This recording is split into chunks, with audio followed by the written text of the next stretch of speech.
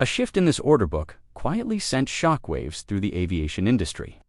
Nearly 20% of all A330neo aircraft orders were canceled. And what's truly notable is the reason behind it. On paper, the A330neo remains an efficient, fuel-saving aircraft with a solid position in the wide-body market. But if everything is truly stable, why are orders quietly disappearing one after another? Who were the customers who chose to walk away? And does this wave of cancellation signal that the A330neo is entering the most dangerous phase of its life cycle? Let's peel back each layer of the truth behind this story.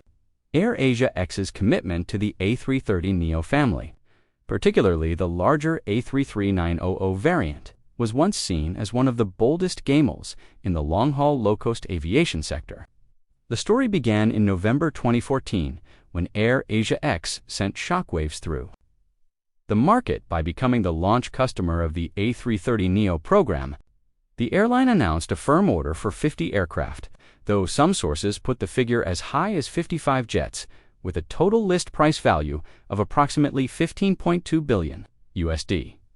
This agreement was far more than a routine aircraft purchase. It was widely viewed as a strategic declaration by Asia's largest low-cost carrier, a decisive bet on a new generation of fuel-efficient wide-body aircraft, powered by next-generation engines and capable of unlocking an aggressive expansion of the long-haul low-cost model, a segment where many airlines before it had ultimately stumbled or failed. Between 2015 and 2018, the airline's level of commitment deepened even further through a series of additional memoranda of understanding. The airline gradually expanded the scale of its orders, raising the total number of firm commitments to 66 aircraft. This move cemented AirAsia X's position as the largest customer of the A330neo program at the time. Don't stop there. Momentum peaked at the July 2018 Farnborough Air show, where this potential operator announced a conditional order for an additional 34 A330neos, pushing the potential total to 100 aircraft, a figure large enough to shape the airline's fleet strategy for decades. From the outset, however, the agreement carried an important caveat. It remained subject to final approval by the board of directors. The turning point came in August 2019. Rather than maintaining the massive 2018 commitment, the airline restructured the entire deal. The conditional order was scaled back and converted into 12 firm A330 orders, while the airline also secured 30 A321XLR aircraft to add flexibility to its future network.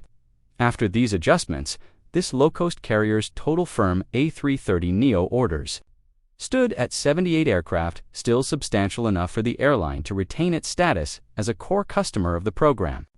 In essence, this sequence closely mirrors the standard commitment process in the aviation industry.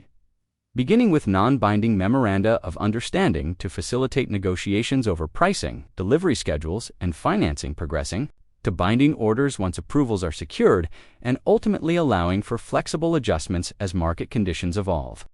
However, a turning point soon emerged, one that sent this once promising story down a very different path. By the way, please take a second and hit that subscribe button. We know you're going to love what's coming next. If the commitment phase once represented the height of AirAsia X's ambition, the cancellation of the A33900 orders tells a starkly different story, quiet, drawn out, and increasingly shaped by mounting financial pressure. There was no dramatic announcement at the outset. Instead, the orders were unwound step by step until what had once amounted to 78 firm A330neo orders was ultimately reduced to 0. The process began in March 2022, in Airbus's monthly orders and deliveries report. A major change appeared with little fanfare. 63 A330-900 aircraft were removed from the order book, along with 10 A321neo jets. After this adjustment, the carrier was left with just 15 A330neo aircraft recorded as firm orders. For industry observers, this was far more than a technical accounting move. It was a direct consequence of the airline's severe post-pandemic financial distress marked by restructuring proceedings, debt negotiations, and an urgent push to shrink operations in order to survive. Throughout this period, AirAsia X's A330neo program was effectively placed in a state of freeze. Not a single aircraft was delivered to the airline's Malaysian operation, despite this low-cost carrier. Having once been a flagship customer for the type, only a very limited number of leased A330neo aircraft continued flying under the Thai AirAsia X brand through separate leasing arrangements, sharply underscoring the contrast between the airline's original ambitions and the harsh realities it ultimately faced. Then the story reached its conclusion in late October 2025. Against the backdrop of a major group-wide restructuring, the carrier formally closed the long chapter of its involvement with the A330neo. On October 30th, Chief Executive Tony Fernandez confirmed the cancellation of the remaining 3,303,900 orders during a press briefing. The timing coincided with the share purchase agreements becoming unconditional on October 29th, clearing the way for the planned merger of AirAsia and AirAsia X operations into a newly rebranded AirAsia Group expected to be completed by mid-December 20th. Notably, no public details were disclosed regarding penalties or compensation tied to this large-scale order cancellation. In practice, however, such cases in the aviation industry rarely end with a purely unilateral decision. They are typically resolved through privately negotiated settlements between the airline and the manufacturer, from its former status as the largest customer to a complete withdrawal from the A330neo program. This low-cost carrier's journey raises a fundamental question.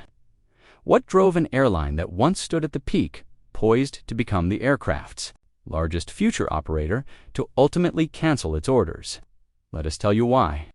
AirAsia X's complete withdrawal from the A330neo orders was not the result of a single decision, but rather the convergence of multiple opposing forces, a historic external shock, deliberate internal strategic realignments, and the structural vulnerabilities long embedded in the long-haul low-cost model itself.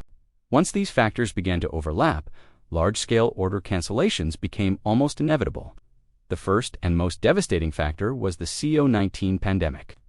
COVID-19 may have passed, but its devastation has proven deeper than ever, not only to human health, but to the health of the global economy. The aviation industry has been no exception. For the low-cost carrier and airline, almost entirely dependent on long-haul international routes, the crisis did more than suppress demand.